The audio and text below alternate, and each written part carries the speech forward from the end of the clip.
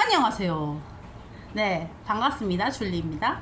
지난 시간에 이거 모르면 미국 남자랑 끝까지 피 터질 때까지 싸운다라는 영상으로 또 말씀드렸는데요. 또 오늘은 또 다른 주제를 가지고 왔습니다. 뭐 여러분들이 궁금하실 거예요. 아니 여자들에게 순종만 강요하고 줄리는 지금 뭐 옛날 조선시대 여자야? 라고 말을 할 것입니다. 근데 저에게도 이 모든 과정은 쉽지 않았어요. 저도 아마 이 과정은 30년 걸렸던 것 같습니다. 저도 욕심이 많고 다 이기고 싶고 오빠랑 어렸을 때 잘할 때도 굉장히 많이 싸웠던 기억이 요즘 JJ를 키우면서 새록새록 떠오르고 있습니다. 그리고 또 이제 교회에서 작게는 교사, 또 직업적으로도 교사, 또 청소년 아이들을 만나면서 또 성경 바이블 리더들 하면서 그 어린 20대 초반에 혈기 많고 뭐든지 잘할 수 있고 막 자기가 최고인 줄 아는 그런 나이 있잖아요. 그리고 막 어디로 튈지 모르는 그 친구들과 만나면서 또 그 친구들을 교육시키면서 저도 많이 깎여져 온 것들이 있어요. 순종할 수 없었던 성격이고 이겨야만 되고 했던 성격인데 결혼을 꼬림하기까지 하나님께서 저를 참 온유하고 온화하게 만드셨구나라는 그 과정들을 참 보게 됩니다. 그리고 이제 블로그에서 저를 공격하시는 분들이 있는 거예요. 줄리, 너 지금 한남들 쉴드 치는 거니? 하면서 뭐 자꾸 일어나서 제가 보니까 그 블로그에 불이 난 겁니다. 그러니까 이유인 즉슨 왜 이렇게 한남충들을 쉴드하는 그런 글들을 썼는지 뭐 남자에게 순종하라고 막 난리가 난 거죠. 근데 저한테 문해력이 떨어진다고 하셨는데 저의 이야기를 처음부터 끝까지 들으셨는지 저는 그거에 대해서 좀 의문이 들었어요. 그 하나님께서 우리에게 요구한 거는 순종이지만 남편에게 요구하신 거는 헌신, 목숨 다 바쳐서 내 아내와 아이를 사랑하고 그 가정을 지키라는, 아예 죽으라는 그 뜻이었거든요. 그럼 어느 게 더 크겠어요? 만약에 이제 예를 들어볼게요. 그 상황이 그려지지 않는 분들을 위해서 제가 시뮬레이션을 여러분이 한번 해보시라고, 또 이미지 트레이닝을 한번 해보시라고 제가 설명을 해드리겠습니다. 지금 남한과 북한이 전쟁인 상황이에요. 그랬을 때 남편이 부인에게 말을 합니다. 남편이 미국 군인, 저희 남편이 지금 미국 군인이잖아요. 그냥 이 상황을 가지고 이야기해 볼 거예요. 여보, 지금 당장 JJ를 데리고, JJ와 아버님을 데리고 미군 부대에 들어가서 우리나라 헬리콥터를 타고 당장 미국으로 들어가세요. 우리나라 비행기, 헬리콥터를 타고 되는 대로 빨리 미국으로 들어가십시오. 당신이 미국으로 들어가지 않으면 정말 목숨이 위태로울 거예요. 나는 전쟁에 올인할 수 없을 테니 당장 지금 국적기를 타고 가세요. 라고 말을 하는 거예요. 본국으로 가라고, 미국으로 가라고. 그랬을 때 남편은 여기 한국에 남아서 북한군과 함께 싸우는 겁니다. 죽을 때까지. 남한을 지킬 수 있을 때까지 그 나라와 민족을 위해서 싸우는 거죠. 그런다고 쳤을 때 여러분 어느 게 더 큰 희생이죠? 자기는 죽더라도 이 나라를 구하기 위해서, 내 부인과 아이를 지키기 위해서 전쟁터에서 목숨 바쳐 싸워서 죽는 거예요. 나와 아내와 아이는 이제 본국으로 들어가는 거죠. 이게 순종인 거죠. 남편이 그렇게 디렉션을 줬으니까. 근데 이게 어느 게 더 큰 걸까요? 저한테 이렇게 싸우자고 하시는 분들이 있는데 또 댓글을 또 지우셨더라고요. 오늘 아침에 또 보니까 엄청. 뭐 그러려니. 세상에는 그런 1% 미만의 분들도 계시니 좀 마음이 조금 안쓰럽기도 하고, 사회생활 하시는 거는 괜찮으실까? 제가 또 그분들 블로그를 가보니까 온통 한국 남자에 대해서 안 좋은 기사와 안 좋은 댓글만 뭐 이렇게 포스팅을 해놨더라고요. 그래서 마음이 참 좀 그랬습니다. 오늘 이야기는 제가 여러분들에게 그렇다면 남자 말을 듣기만 해야 되는 거니? 내가 하고 싶은 말은 절대 못하는 거야, 이런 게 아니라요. 여러분도 하고 싶은 말을 해야 되고, 싸우기도 해야 되고, 여러분의 의견도 표출을 해야 되고, 또 피력도 해야 되고, 아닌 건 아니라고 얘기를 해야 되잖아요. 그럼 어느 시점에서 어떻게 해야 되냐를 그것을 여러분과 다나보고자 하는 거예요. 알겠죠? 사람은 본능이 약합니다. 그쵸? 배설욕, 또 수면욕, 또 식욕, 성욕. 특히 부부가 가장 많이 싸울 때가 배가 고픈 그 시점이라고 해요. 그렇기 때문에 남편이 직장에서 돌아왔을 때 진짜 배가 고프겠죠. 일단 여러분 뭐부터 해야 돼요? 먹을 거부터 먹여야 되는 겁니다. 네, 먹을 거부터 먹이고 배가 좀 따뜻해지고, 네, 배가 불러오고 따뜻한 방에서 이렇게 편하게 있을 때 그때 여러분들 이야기를 조금씩 하는 거죠. 근데 그때도 이제 쉬려고 할 타이밍이 있거든요. 그때는 건들면 안 돼요. 그때 이야기를 너무너무 하고 싶겠지만 이 목까지 이렇게 올라오겠지만 그때 참고 이 타이밍에 맞게 얘기를 해주면 남편은 분명 여자의 이야기를 들을까 안 들을까요? 네, 듣습니다. 듣습니다. 저는 주로 이렇게 차 탔을 때 이야기를 좀 많이 하려고 하는데, 네. 제가 최근에 있었던 일도 그렇고, 여러분들께 이제 들려드릴 이야기가 있죠. 그쵸? 그냥 뭐 아무것도 없는데, 이렇게 해라! 라고 해드리는 건 아니겠죠? 물론, 제가 해드리는 얘기는 선택사항입니다. 그리고 여러분들에게 뭔가 좀 팁이 될 수 있는 이야기지, 제 이야기가 정답이라는 건 절대 아닙니다. 근데 어떨 때 여러분들 중에 이야기를 하더라도 상대방의 그 감정을 흔들어 놓거나 마음을 아프게 하고 상처를 주면서 이야기하는 분들이 있어요. 자존심을 깎고. 그런 대화는 절대 띠띠띠띠띠띠 지향하도록 합니다. 네. 예를 들어서 여러분도 아시다시피 대화하는데 화가 난다고 그 남자에게 이건 진짜 싸우자는 거예요. 야, 너가 남자야? 너가 나한테 해줄 게 도대체 뭐가 있어? 나는 친구도 두고 오고 내 직장도 내 커리어도 내 엄마 아빠도 가족도 모두 다 포기하고 너만 따라왔어. 근데 너 지금 나한테 제대로 뭐 했는데? 어? 말해봐. 말해보라고. 여러분 이러시면 아니 되옵니다. 아니 되옵니다. 제가 이제 뭐 드라마를 봐도 그렇고 예전에 이제 대학교 때 기숙사에서 애들하고 살 때 보면은 남자의 자존심을 팍팍 깎아내리면서 완전 무시하면서 추궁하면서 그래 너 뭐 잘못했는지 얘기해봐. 얘기 못해? 그러면서 뭐 미안하다고 하는데 이게 미안한 거야? 하면서 끝까지 이렇게 막 물고 늘어지면서 싸우는 친구도 좀 많이 봤거든요. 근데 그 친구들의 결국 결말을 보면은 그렇게 좋지가 않았었어요. 그렇기 때문에 이것은 대화 방식으로는 조금 저는 힘들다고 생각이 들고요. 또 미국 남자와 이야기할 때는 논리적으로 접근하고 계속 이제 question. 저는 Socratic method 이게 참 좋은 것 같아요. 소크라티 그 철학자 소크라테스 있잖아요. 그 사람이 접근했던 방법이 있죠. 문답법식으로 계속 생각하게 하는 거야.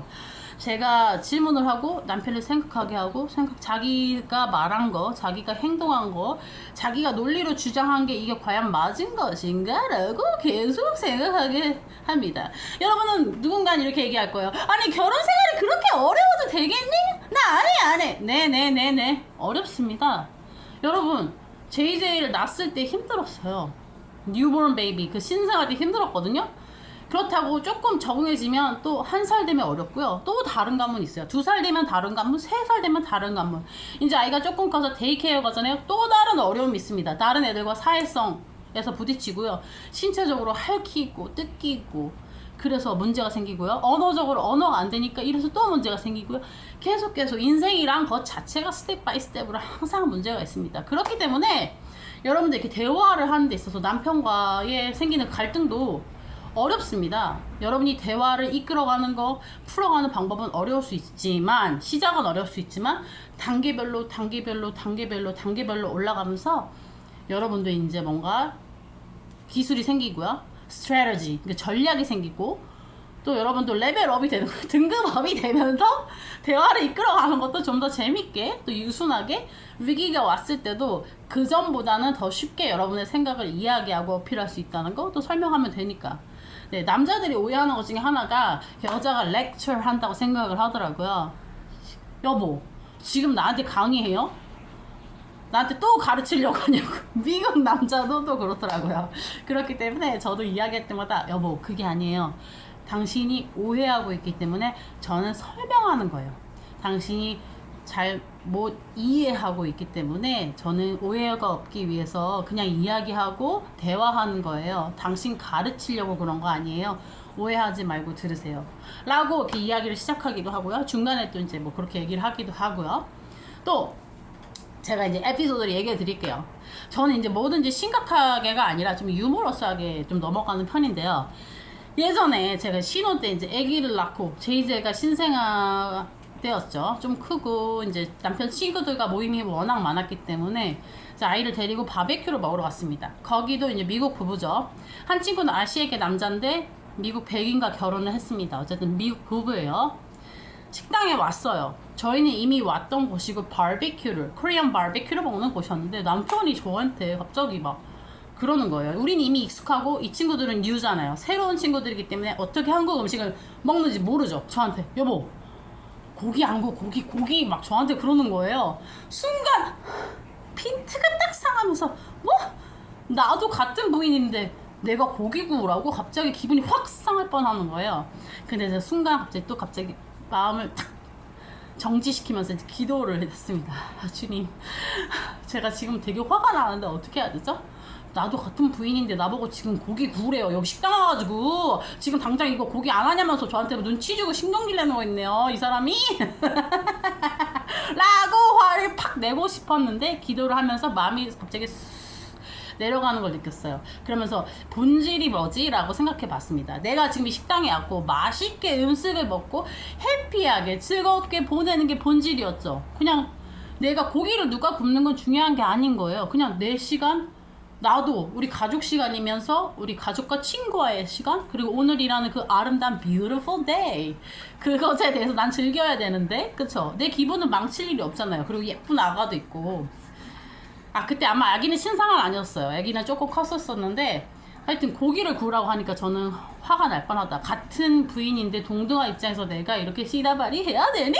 라고 할 뻔하다가 이제 태세를 바꿨습니다. 기도하고 나니까 기분이 잡채가 될 뻔했던 제 마음이 이제 가라앉으면서 평정심을 유지하면서 그래 고기 구우면 되지, 내가 이렇게 기쁜 날 왜 내 마음을 망쳐야 돼? 라고 생각이 드는 거예요. 그러면서 고기를 막 굽기 시작했습니다.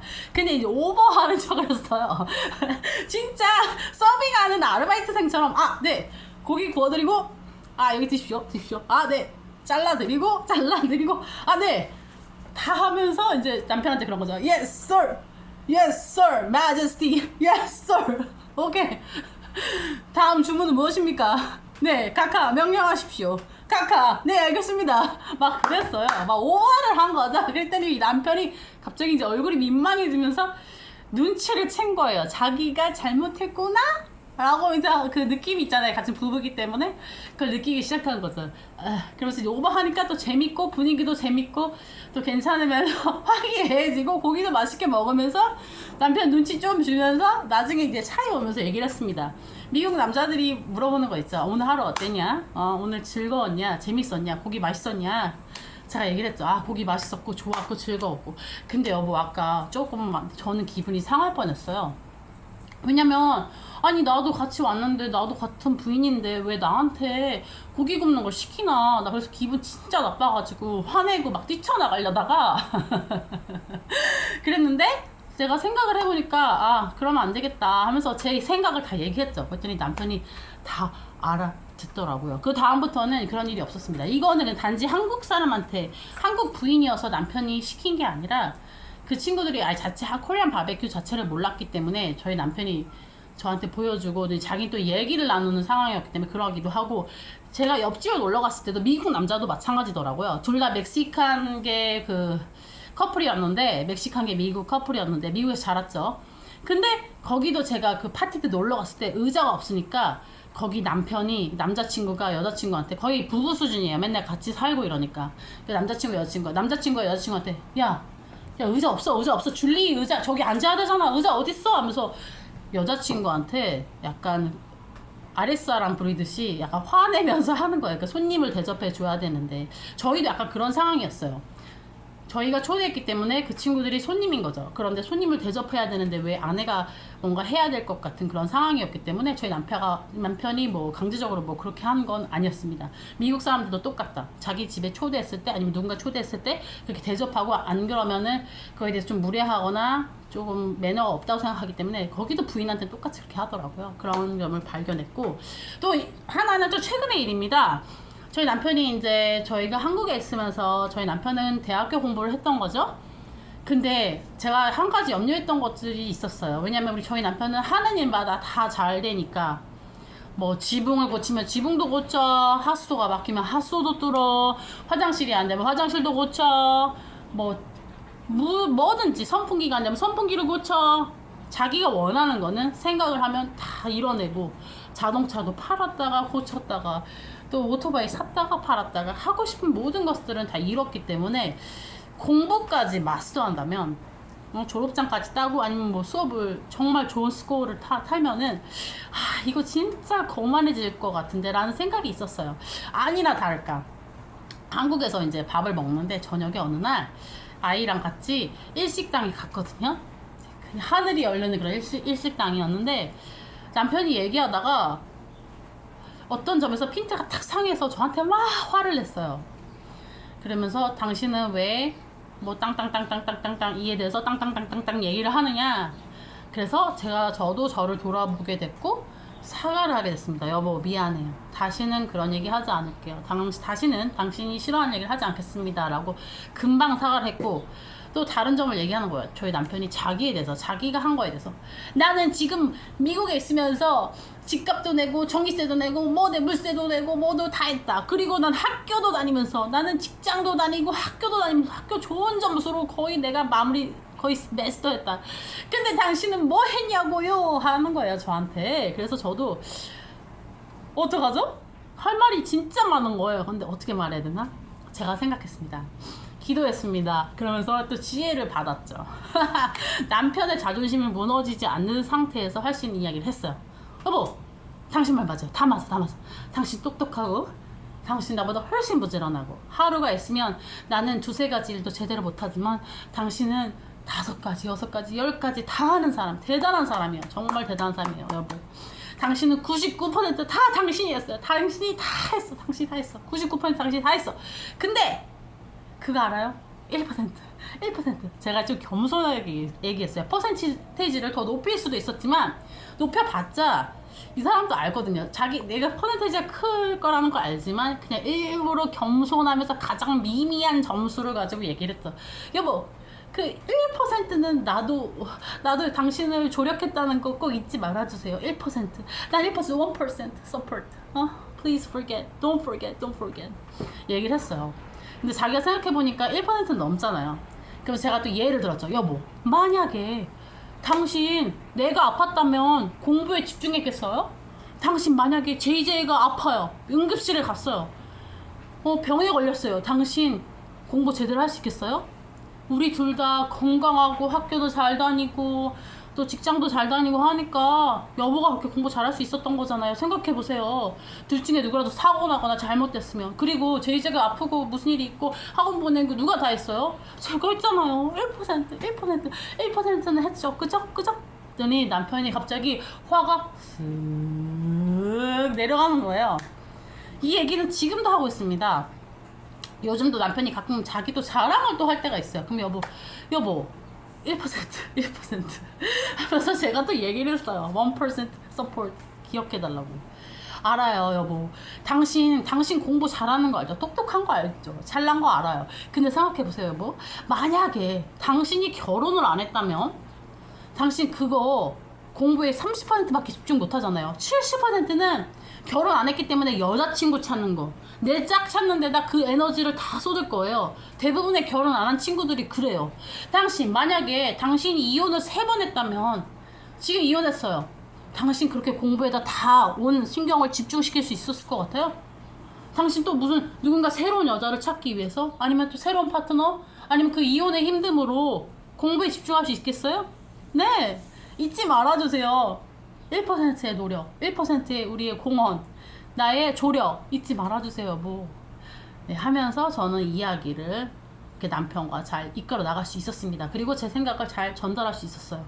제가 보니까요, 그렇게 하니까 물론 남편과 저도 싸울 수도 있고 또 이야기로 논쟁하기도 합니다. 근데 이런 과정을 통해서 남편의 자존심을 건드리지 않고 스무스하게 남편을 기분을 좋게 해주면서 또 내 의견을 어필하고 표현하면서 그 갈등의 상황들을 잘 넘어갈 수 있었던 거죠. 지금도 1% support 하면 알아들어요 제 남편은. 웃어요, 웃어. 자기도 나한테 그 유머로 얘기를 하는 겁니다. One person support. 네. 여러분, 자신은 꼭 이 남자를 누르고 싸워서 이겨야 이긴 게 아닙니다. 여러분도 아시다시피 사람에게 져준다고 또 지는 게 아닙니다. 네, 현명하게 여러분들 상황마다 남편과 혹은 또 남자친구와 이 상황들을 잘 이겨내시기를 전 또 뒤에서 지켜보고 또 기도하겠습니다. 오늘 하루 멋진 하루 되시고요. 구독해주신 여러분들 감사합니다. 시청해주셔서 감사합니다. 그럼 안녕히 계세요. Bye bye. See you guys. Thank you for subscribing. God bless you. Bye bye.